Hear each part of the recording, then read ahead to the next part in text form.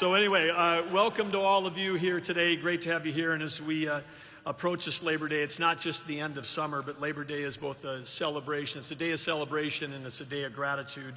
And it's a day of gratitude for the enduring dignity of work. And I know that whether you're in the audience or on the stage behind me, it's an honor to be here with all of you. The Wisconsin steel workers that are here that are fabricating and forging America's strength and helping America's return to greatness, which is what we're doing under President Trump and Vice President Vance's leadership. We have a president, of course, right now who's truly amazing. What's been accomplished in the last 7 months has never happened before in any administration at the pace and the importance of the work that's being done. But one thing I do know, we talked about this at the cabinet meeting on Tuesday, but President Trump just actually deeply respects the American worker. He respects the words "made in America," and he's fighting like no one has ever fought before to make sure that we have that. And whether it's here in Wisconsin or across the country, you know, whether it's farmers or the fabricators, whether it's people that run restaurants or people that are ranchers, truck drivers or auto workers, whether you're in law enforcement, first responders, the people that build, that move, that feed and protect, and those that serve in the military that defend our country, they have the deepest respect of President Trump and Vice President Vance. And because when you care deeply, then you start doing things like protecting and rebalancing world trade. You do things like making sure that we're passing laws that support working families. And we're here to talk about that today because President Trump and Vice President Vance are putting America on a fast track to a new golden age. And on just one thing that I get a chance to work a lot on is on the side on energy. And President Trump said he was going to bring peace abroad and prosperity at home. He stopped 7 wars in 7 months. That's never happened in history. Incredible.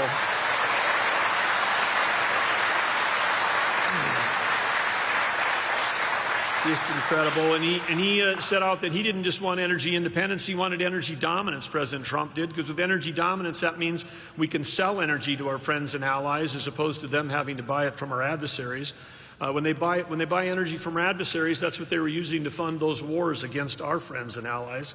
So he understands that energy is at the core of peace abroad. He also understands that low-priced, affordable, reliable energy is the key to our economy here at home. And he's done everything he can to break the back of inflation and having abundant energy here in America, and he's doing that. And one of the things, he's not only doing that with oil and gas, but he's bringing back the coal industry. And a lot of people don't understand. We were sitting here in this fabulous place where we fabricate these amazing things like this pedestrian bridge to my left here that these guys are building. Complicated, high-quality stuff. And by the way, I should tell you guys, Paul and Jake told me that the shop is always this clean, right? It's like every day. You could come in there every day, it would look just like this, not just on days like this. But these guys are doing incredible work. But you need metallurgical coal. Metallurgical coal produces coke. Without coke, we don't have steel. So President Trump, we cannot shut down. If you shut down the coal industry, you not only stop affordable electricity in this country, you also shut down the steel industry. And we're bringing back the steel industry. We're bringing back the shipbuilding industry. We're bringing back manufacturing in the United States.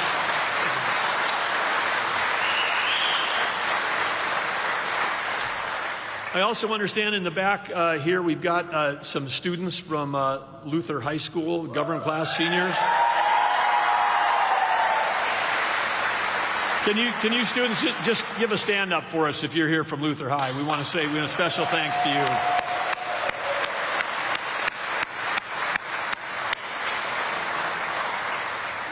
There's our future right there, and I was so excited to see that your team name was the Knights, because the little town I grew up in, North Dakota, is named Arthur. We were also the Knights, and I like to stress that it was Knights with a K, not just with an N. Okay, because we had some Arthur Knights with an N too, but anyway, the Luther High School Knights. But anyway, you guys are here, government class. Appreciate you being here. Thanks to your teachers, your leaders, and others, your parents that got you here for this important day. But whether you're just out of high school or whether you're working family across Wisconsin, you can rest assured that we got a president and a vice president that are fighting every day to make sure that we've got opportunities. And for those of you that are entering, leaving high school soon, you can know this country is going to be ready to support you, whether it's college, whether it's trade school, whether it's the workforce, whether it's being an entrepreneur, like the people that started this business back in 1972, or whether it's the military. There's great careers awaiting in this country. And in the last 7 months, there have been 2.5 million jobs created under the Trump administration that are filled by people that are Americans. So.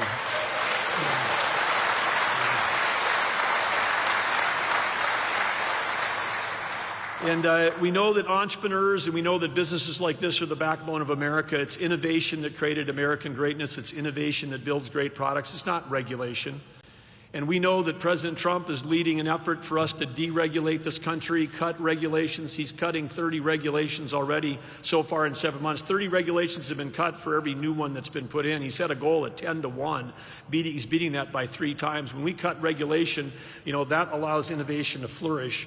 And then when we create the incentives for people that not only understand and respect the dignity of work, but give people an opportunity to work and be paid and rewarded for it, that's why in this working tax families tax cut bill, also known as the One Big Beautiful Bill, what do you think? How many people in this room have ever had a job where you've had to work overtime? Every job I had when I was growing up was like that. You guys get paid overtime. How do you like an idea that President Trump came up with? No tax on overtime. How about that?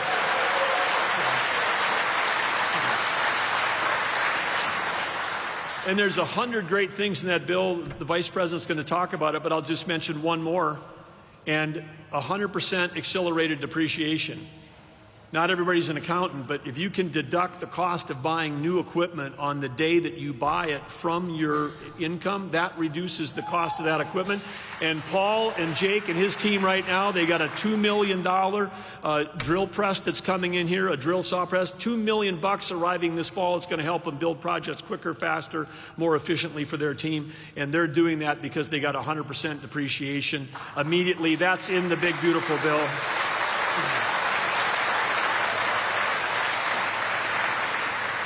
And I just want to say one thing. It's just interesting in the world we're in. If you voted for that bill, you voted for lower taxes for working families. If you voted against that bill, if you voted no, then all the tax cuts before were going to go away, and the tax increases were automatically going to happen.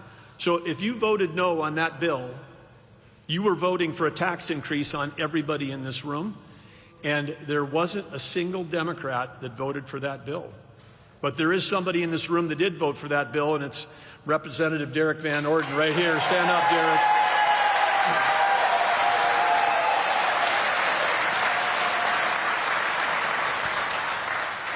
And if any of you are taking care of aging parents, any of you that know people that are seniors, I'll say that because you all look pretty young to me out there. But anyway, if you know anybody that's on Social Security, 1.1 million senior citizens in Wisconsin are now going to benefit from no taxes on Social Security. So incredible.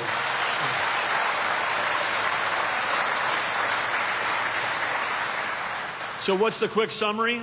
We've got lower taxes. We have far lower regulations. It's the biggest tax cut in history. Regulations are being cut by this administration like never before, allowing innovation to flourish.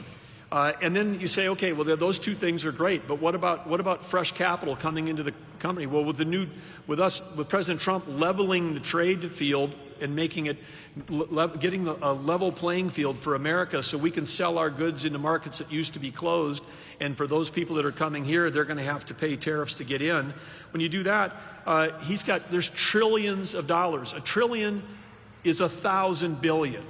There's over $5 trillion of committed capital that's coming into this country to build new factories here, because when you build it in America, when it's made in America, there are no tariffs. We've never had the combination of these things happening in my lifetime of lower taxes, way less regulation, support for innovation and entrepreneurs, and record amounts of record capital. These are the policies that are going to restore the American dream for every American, and it's the Trump-Vance administration that's making that happen.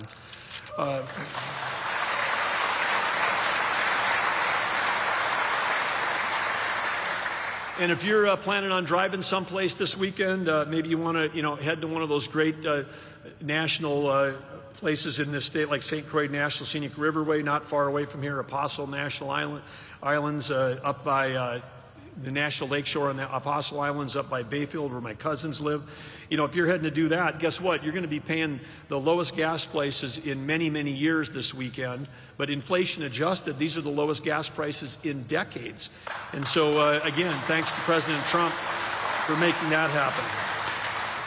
So, in closing, I wanted to say, one of the other action-oriented presidents we had that's can be thought about in the same sentence as President Trump is Theodore Roosevelt. And President Theodore Roosevelt said, "Far and away the best prize in life is the opportunity to work hard at work worth doing." And I've got a group of people sitting behind me on this stage that work very hard. I got a group of people in front of me that I know, if you're here from Wisconsin, you're from the Midwest, you have spent your life working very hard. All of us then in this room, everybody here, we've all had a chance to grab that prize, that opportunity to work hard at work worth doing. And collectively, at a place like here, like Mid-City Steel, you're doing the hard work that is making America great and making America strong.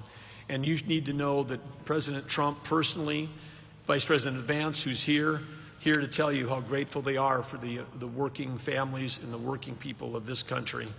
So it's my honor right now to introduce someone who served our country in the military, in the Marine Corps. He's served our country in the United States Senate. Now he's fighting for working families as the Vice President of the United States. Please welcome to the stage, JD Vance.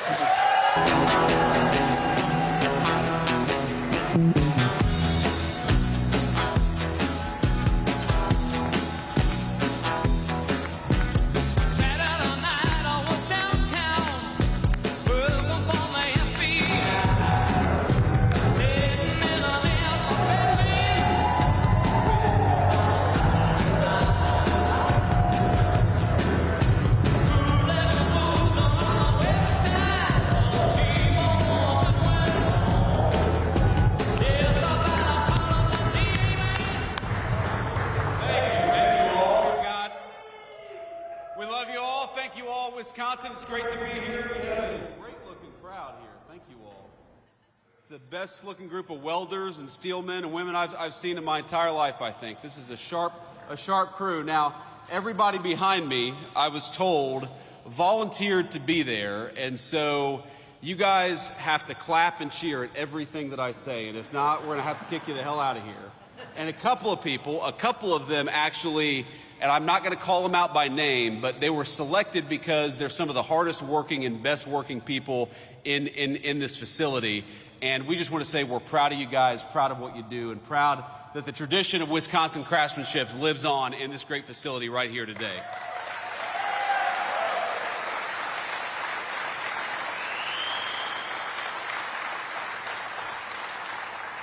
Now, before we get started here, and I want to talk about the big, beautiful bill, I want to give a few notes of appreciation and gratitude.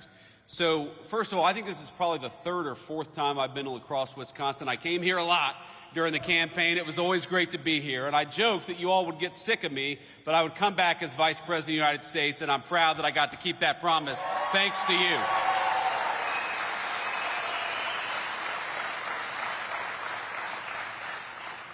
So I want to thank Paul Bagnevsky. Paul, thank you so much. I got it A minus maybe on that pronunciation. He is the president and CEO of this incredible facility. We're so thankful to be here. I want to thank Jake Koshiol and the rest of the Tough Job team for giving us such a warm welcome here in Wisconsin.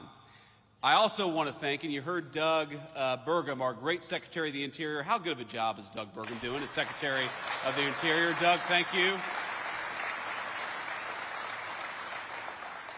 Doug is doing a great job, but you heard him give a shout out, and I'm going to give another shout out to the great Representative Derek Van Orden. Thank you, Derek. Please stand up. Give it up for this guy. He works harder.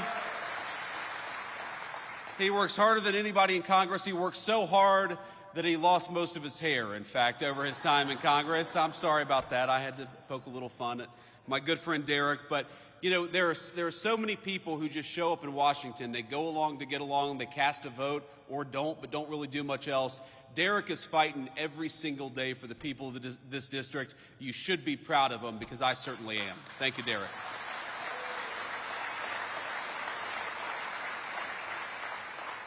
And I guess we've got the senior class from Luther High School. Where are all the Luther High School students? Where are you all at? Thank you all. Now, have you all started school yet, or are you playing hooky today? You have. Okay, good. Well, I'm glad the vice president coming to town got you guys out of school a little bit.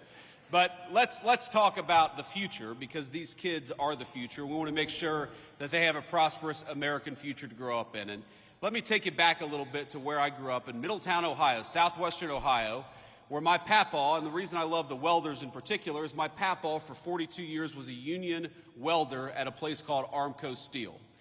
And when I was growing up, Armco Steel had shed about 80% of the workforce that it had employed when my papaw was working there during its heyday. And unfortunately, it was one of the lucky ones, because a lot of the steel mills lost about 80% of their workforce. A lot of the steel mills didn't exist at all. And I think that what happened is that for those of us who grew up in those factory towns, we were so used to seeing those proud, big, beautiful factories, seeing the night sky lit up with that furnace. We were proud of what our parents and our grandparents made every single day. And of course, they were proud to earn the kind of a job that enabled them to provide us a good life. And what happened? Thanks to a generation of failed politicians and stupid decisions, those factories closed down one by one by one, and many of those proud towns that made us who we are, ladies and gentlemen, those proud towns became ghost towns. Well, not anymore. What the President of the United States was elected on a promise to do was to bring back American manufacturing, to bring back American craftsmanship, and that is exactly what President Donald Trump is doing every single day in Washington.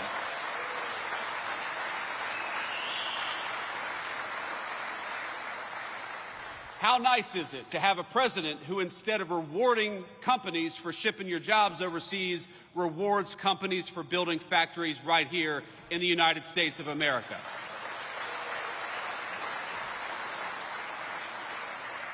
How nice is it to have a president of the United States who, instead of raising your taxes, is cutting your taxes by historic margins every single day, as we just did?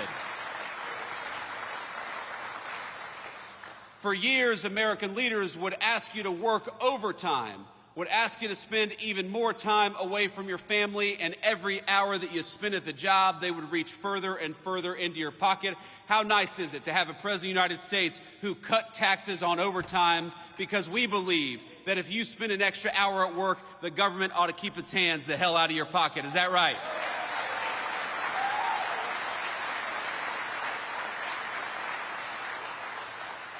We know about 5%, about 1 in 20 Wisconsin workers rely on tips to bring home the bacon for themselves and their families. How nice is it to have a president of the United States and Republican majorities in Congress that cut taxes on tips instead of forcing our waitresses and service professionals to deal with the IRS? We ought to make it easier for folks to get by, which is exactly what we did when we cut taxes on tips, and Wisconsin families are going to be the beneficiaries.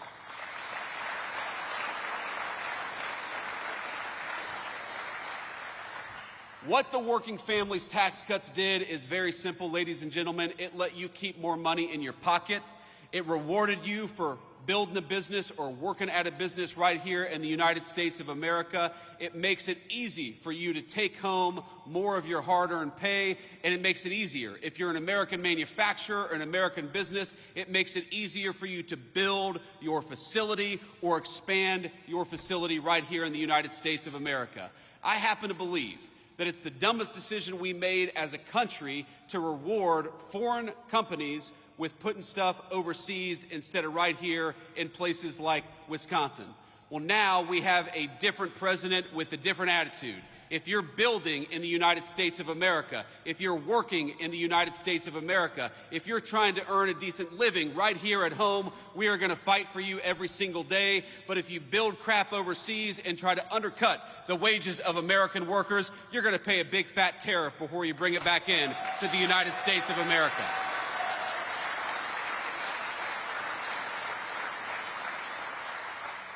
Now, I was talking with a Fox News host earlier, and I'm going to embarrass him a little bit. I'm going to make him stand up and be recognized. You guys know Will Kane. Will, a lot of us watch his show. He's doing a good job. You know, what I told Will earlier is that all these problems are interconnected. Why is it that we allowed these Mexican drug cartels to bring this poisonous fentanyl into our communities? Why is it that so many people lost hope and started taking that fentanyl? Why is it that we had a government that seemed to care more about illegal immigrants than they did about their own citizens? It's all connected, because when they shipped your job overseas in the last administration or administrations that came before it, what they also did at the same time is they allowed those cartels to come in to our country and take advantage of our communities. So what the working class families tax cut does is, yes, it gives you more take-home pay. Yes, it cuts taxes on overtime. Yes, it cuts taxes on tips. But it also gives our incredible law enforcement over $100 billion to get those drug cartels the hell out of our country once and for all.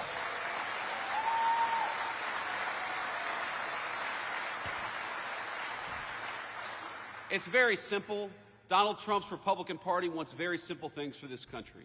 We want you to be able to earn a good living in your community. We want you to be able to walk down a city street in broad daylight without getting mugged.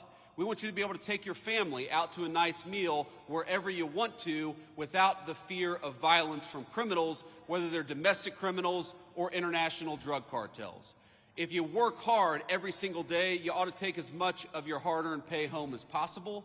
And if you want to raise your children in security and comfort, you ought to send them to a school that gives them a good education instead of an indoctrination. These are very simple things, ladies and gentlemen, and all we needed was better leadership in Washington to deliver it.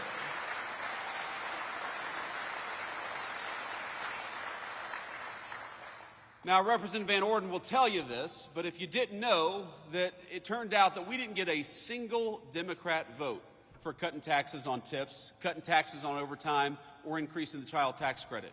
Not a single Democrat in the House or the Senate could actually deign to vote for giving you more of your hard-earned money.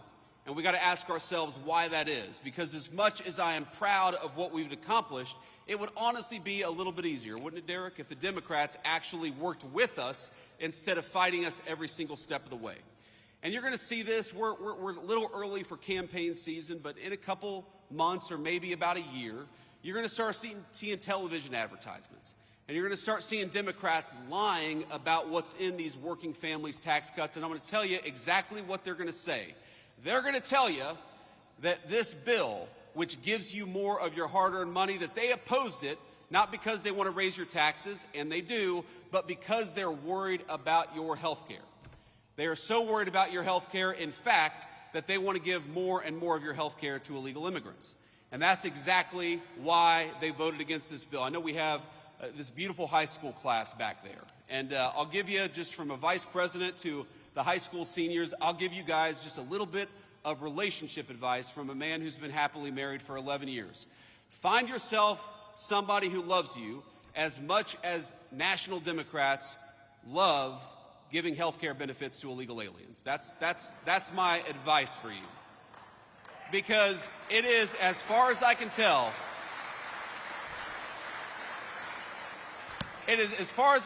the reason why the National Democratic Party exists. Do you know that this bill makes tens of billions of dollars in investments in our rural health care infrastructure, which was falling apart under the last administration? This legislation guarantees that hardworking Americans are going to have access to their Social Security, Medicare, and Medicaid benefits. But what this bill refuses to do, and what Republicans absolutely refuse to do, is to give your hard-earned benefits to people who don't have the legal right to be in this country to begin with. It is very simple. And if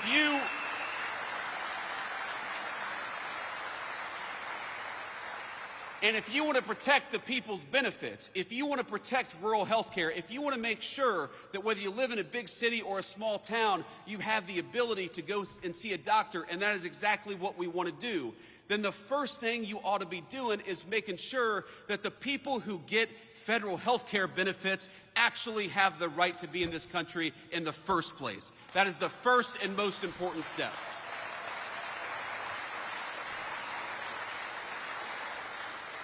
And that's what this legislation did. So don't believe the lies and don't believe the attacks. What we are doing with this legislation is giving you a tax cut and trying to rebuild the healthcare infrastructure of this country that got decimated under Joe Biden's leadership. But what we are also doing, in order to preserve the benefits that you've paid into for your entire lives, is making sure those benefits only go to our fellow American citizens and not to people who ought to go back to their home country because they're here in this country illegally. It's very simple. And think about this. Think about the math, ladies and gentlemen. You cannot have these health care benefits if you allow tens of millions of people into this country who have no legal right to be here and give them those benefits. We were on the freight train to bankruptcy under Joe Biden's leadership because we had a Democratic Party that didn't care enough about this country to actually enforce our borders. And it's that simple. And so when I see the Democrats, I got to be honest with you, it makes me a little bit angry. When I see Democrats fighting against cutting your taxes and saying it's about health care, it's not about health care for you, it's about health care for illegal aliens. And we happen to believe in a different principle. You ought to keep more of your hard-earned money. That if you work overtime, you ought to be rewarded for it. And that when you pay into the federal system, you receive those benefits and not anybody who didn't pay into them to begin with. So,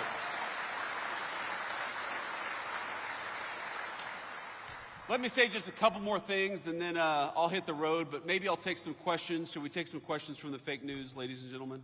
Would that be fun? Okay, we can do that too, but we'll try to focus on the local Wisconsin reporters first, because I know that they're not fake news, right?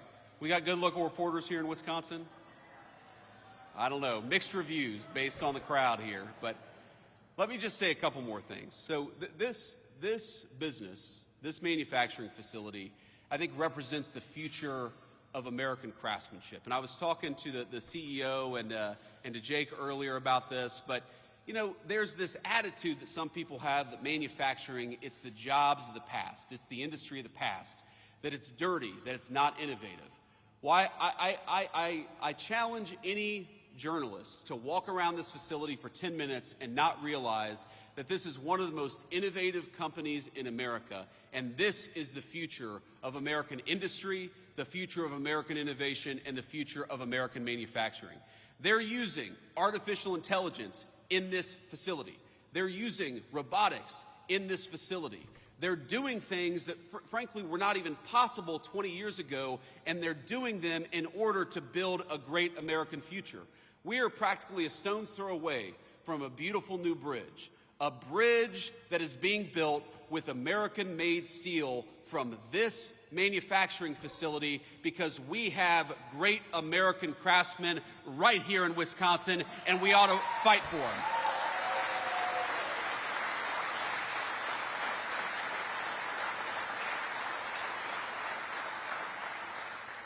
And I know the people out in the crowd, the people standing behind me, there are stories of proud work being done every single day. There are stories of a good wage being earned that allows these folks to support their families.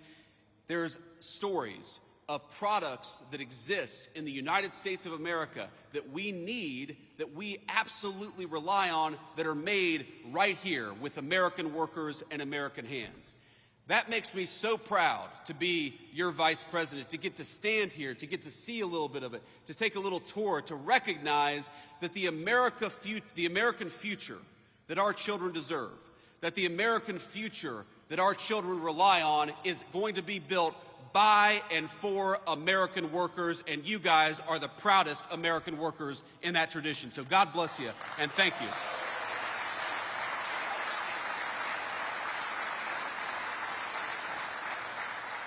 And these guys, they're proud of what they do. They're doing something amazing. They're doing something that can't be done almost anywhere else in the world. They're earning a good wage in the process.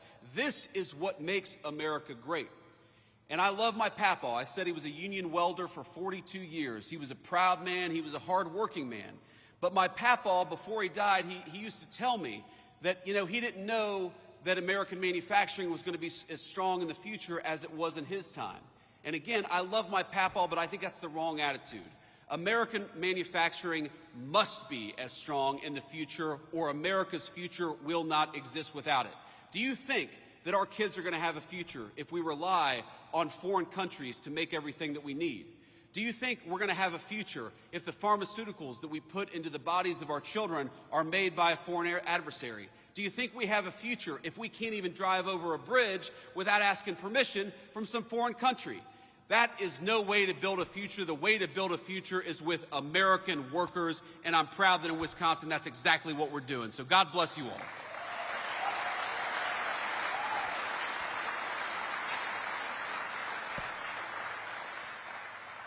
And I want to say just one final thing, and I'm going to end this on a somber note. We've had some fun here, but I'm very mindful of the fact that we're just a couple of minutes away from the Minnesota border. And of course, we had this terrible, terrible school shooting yesterday in Minneapolis. And I imagine, like a lot of you all, it hits pretty close to home, very personally, because though you may not know anybody who's affected by it, I think a lot of us know people who've been taking their kids in the last couple of weeks to their first day of school. And in fact, my son, my little 5-year-old, I love him so much, and if you're watching, buddy, Daddy loves you. He started his first day of kindergarten just 2 days ago.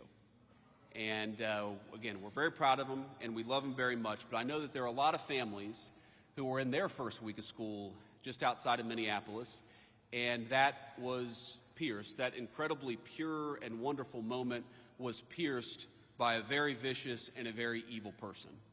And so I just want to say a couple of things. The first thing that I want to say is, remember, we're an American family.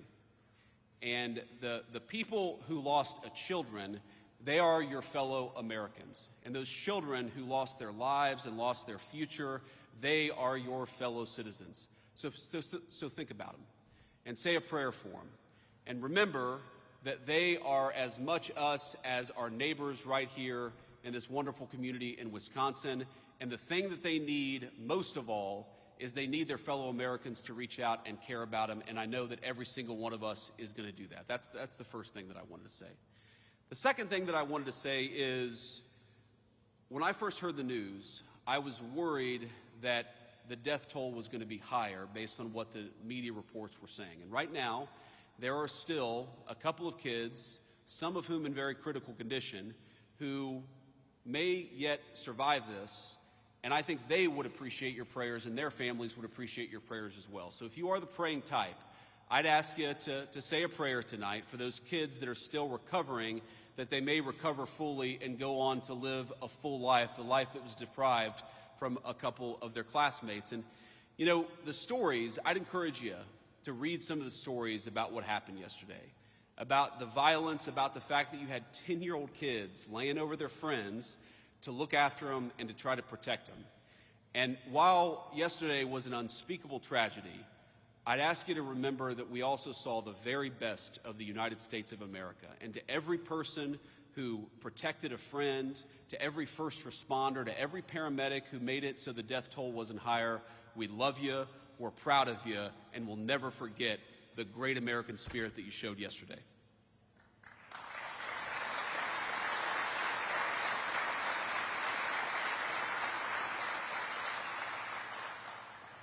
And on that note, there's going to be time for politics, and there's going to be a time to figure out how to prevent this stuff from happening, how to make these shootings less common in our country. And I'm not going to speak about that now, but I would encourage you, the First Lady, Melania, who really has a very big heart for children, obviously as a mother herself, she put out a statement earlier today that I think is really worth taking a look at, because this happens too much in our country. And if you look, we really do have, I think, a mental health crisis in the United States of America. We take way more psychiatric medication than any other nation on earth, and I think it's time for us to start asking some very hard questions about the root causes of this violence. And I'm going to be part of that, and the First Lady and the President are going to be part of that, but that's going to be an American conversation that we're going to have together. But before we have that conversation, if you are the praying type, I would ask you to join me in prayer. I'm just going to say a prayer for the two little kids who lost their lives yesterday. And this is a prayer we say a lot in my church, and I've always found it very meaningful. It's very short. But eternal rest grant unto them, O Lord, and let perpetual light shine upon them. May the souls of all the faithful departed, through the mercy of God, rest in peace. Amen. Thank you all. Now, with that, I will take some questions from the reporters, but again, thank you all for having me, and thank you all for indulging that moment. I think it's important for our fellow Americans to know that we're reaching our arms around them and we love them, and you guys gave me the opportunity to do that, and so I'm grateful for it. God bless you. Questions?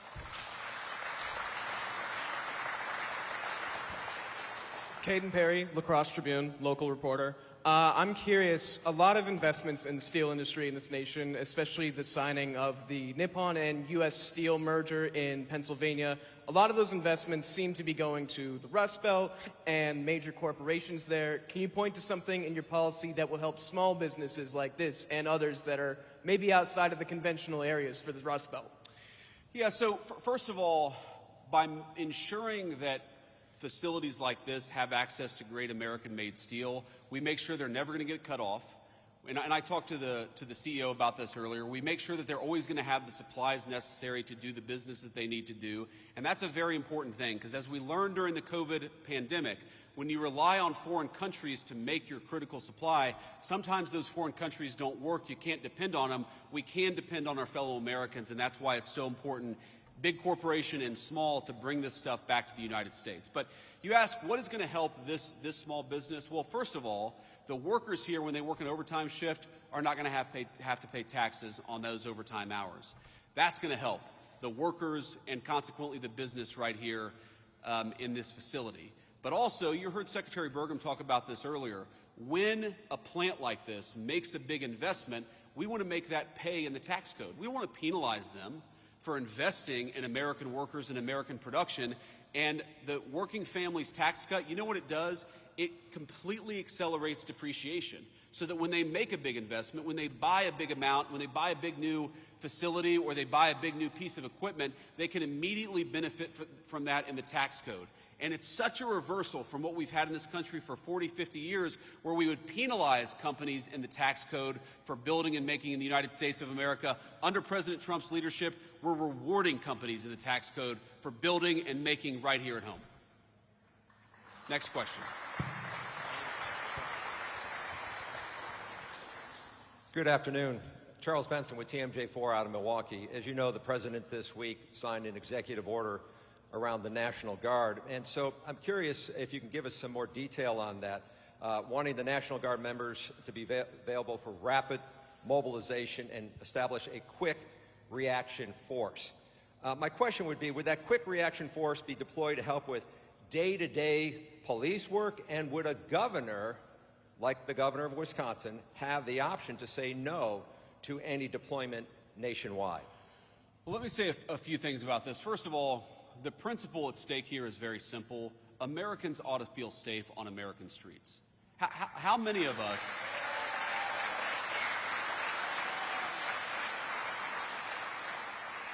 How many of us have crossed to the other side of the street because there's a person on the street corner yelling and screaming at our kids or at our family? How many people have felt scared to walk down the street of an American neighborhood in daylight or at night because those streets are considered no-go zones?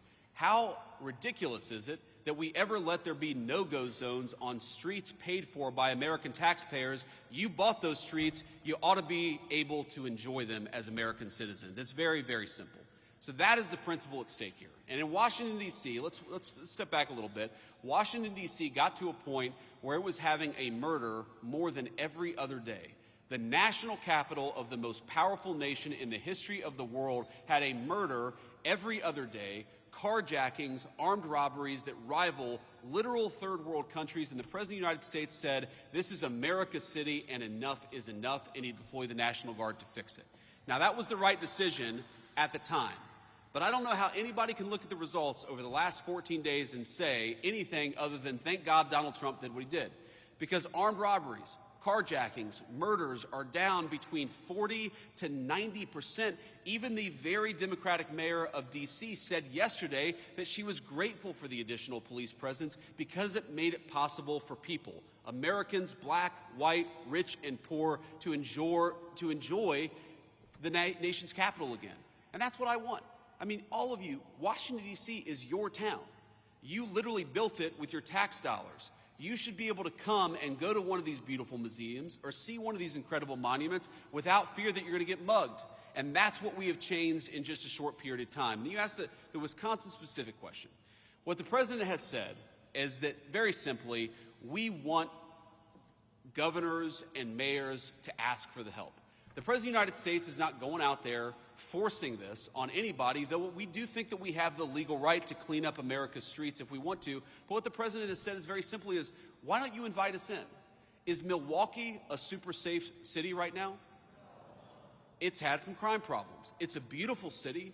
There are a lot of beautiful, incredible, hardworking people who live there, but let's be honest, Milwaukee has had some crime problems. So have other parts of our community. Chicago, I know we're not too far from Chicago. Chicago's had a lot of crime problems. Why is it that you have mayors and governors who are angrier about Donald Trump offering to help them than they are about the fact that their own residents are being carjacked and murdered in the streets? It doesn't make an ounce of sense. And the last...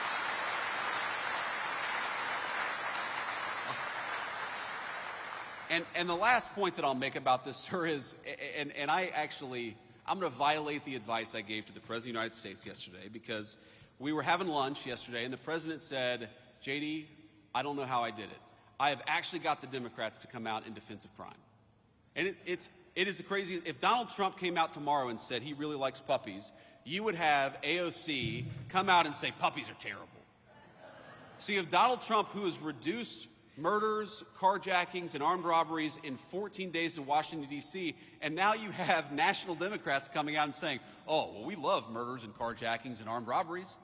Why won't Democrats just use some common sense? We're going to disagree about stuff from time to time. I'm sure Democrats want higher taxes and I want lower taxes. We may disagree about some foreign policy issues, but on this basic principle that murdering people, armed robberies, carjackings are bad, wouldn't it be nice if the Democrats just worked a little across the aisle for once? Next question.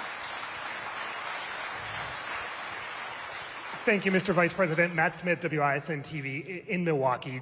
To what you just said, Milwaukee's mayor the other day said absolutely not to any talk of National Guard troops. Would the administration consider ever coming into a city like Milwaukee? Well, again, we want to be invited into Milwaukee. We want to help people. We want to help our fellow citizens. And we think that if you look at the crime rates, if you look at the murders in Milwaukee, if you look at certain neighborhoods where people are unafraid to go out even in the middle of the day, we would love to come and help the people of Milwaukee. But the President of the United States has said he wants to be asked. And that has been his consistent line from the very beginning, that we have an incredible law enforcement capability in the United States. You know what's crazy about crime? Is most of the violent crime is committed by a very small number of people. When we talk about a violent crime problem, we're not talking about thousands upon thousands of people in Milwaukee. We're talking about a few hundred people who probably commit 90% of the violent crime. We would love to come in and help lock up those violent criminals. I hope the mayor of Milwaukee gets some common sense and actually fights for her residents for a change, or his residents for a change, because we would love to actually help cut down on the crime in this community. Thank you.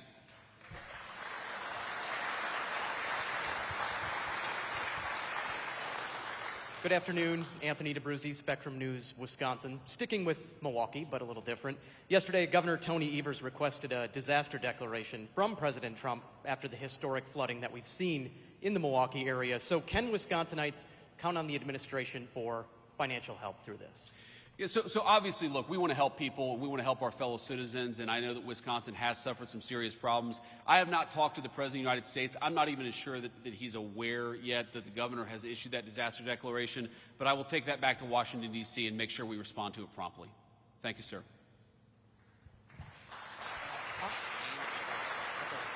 Hi, Mr. Vice President. Daniel Gomez, WEAU in Eau Claire, Wisconsin. So I see that you've been touring around the country, visiting congressional battleground districts. No different here, Wisconsin's third. You're here also garnering up some support for Derek Van Orden.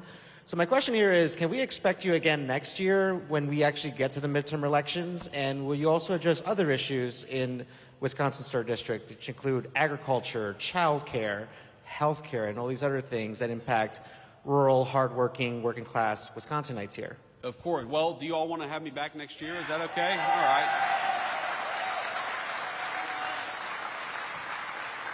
Look, so long as the people of the 3rd District will have me, yes, I will keep on coming back and keep on talking about the issues that matter. You asked about agriculture, I think rural health care, and also child care. Look, if you look at the working families tax cut, there's a lot there for agriculture. There's a lot. For example, if you buy a new tractor, you buy a new piece of farm equipment, wouldn't it be nice if you were rewarded in the tax code instead of penalized in the tax code? Well, now, thanks to the working families tax cut, you are going to be rewarded, which is why the farmers were really big and supportive and behind the legislation. We had such great support from our farming community in Wisconsin and all over the country for this legislation, I think in part because it does a lot for our farmers. You asked about health care. Look, rural health care in this country is in bad shape. It was left in bad shape by the previous administration, and this legislation, the working families tax cut, has got tens of billions of dollars to shore up our rural health care system. It is so unusual to hear Democrats say this is going to be bad for health care when we're spending billions of dollars to try to fix some of the rural health care problems in our country. And by the way, has anybody been awake for the last 4 years? Any of these national Democrats? How was the rural health care system doing under Joe Biden when you had hospitals and clinics closing at a record and alarming rate? We're trying to fix that. We want people to be able to access to health care, but we want American citizens to be able to access health care, and that's what makes us different from the National Democrat Party.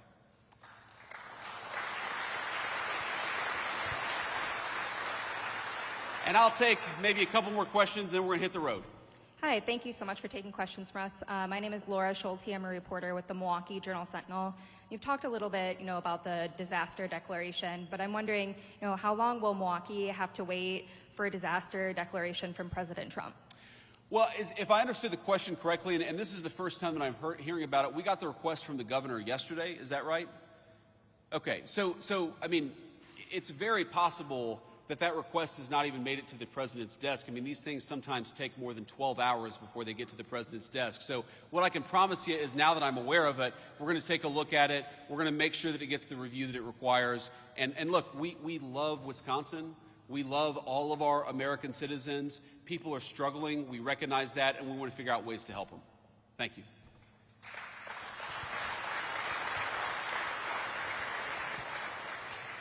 Mr. Vice President, Adam Roberts, News Radio WTMJ, also out of Milwaukee. A follow-up to that question as well. I know that you still have time to make this decision, but can you explain why President Trump or yourself did not tour the southeast Wisconsin area like was done in Texas after their historic flooding?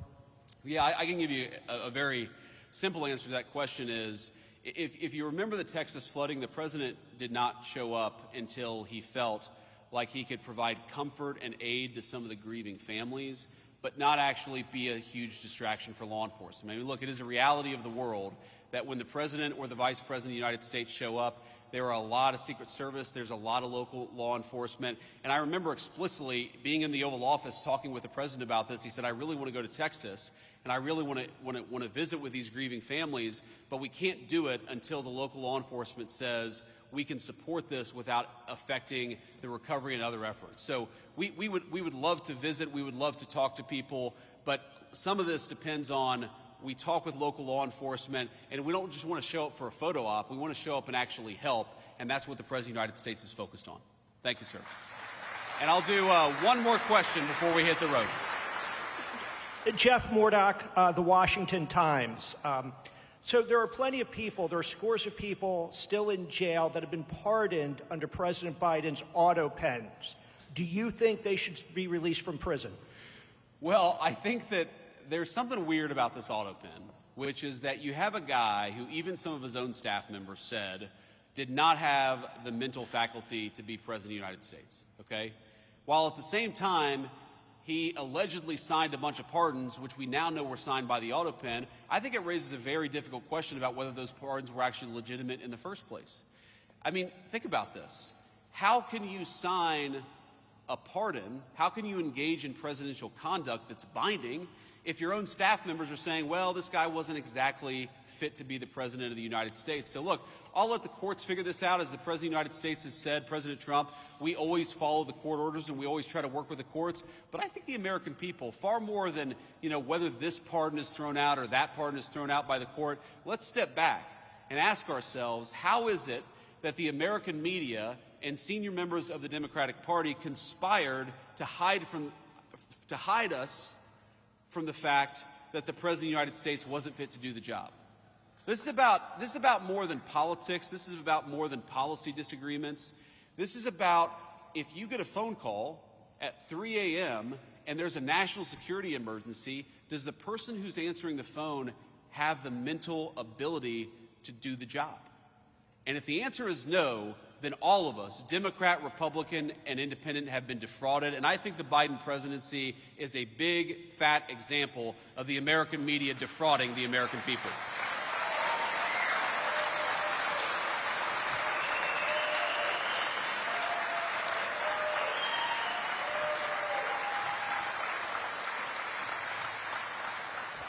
So on that note, I just want to thank you all again for having us, and just remember, we are every single day in Washington, D.C., we are fighting for you. We're fighting for your jobs, we're fighting for your wages, we're fighting for low taxes for you and your families, we're fighting for rural health care. We believe that the most important thing the President of the United States can do is put the interests of Americans first. That is what we have done for 7 months, and we'll keep on doing it for the next 3.5 years. God bless you all, and thank you for having me. Hello, Detroit auto worker, let me thank you for your time.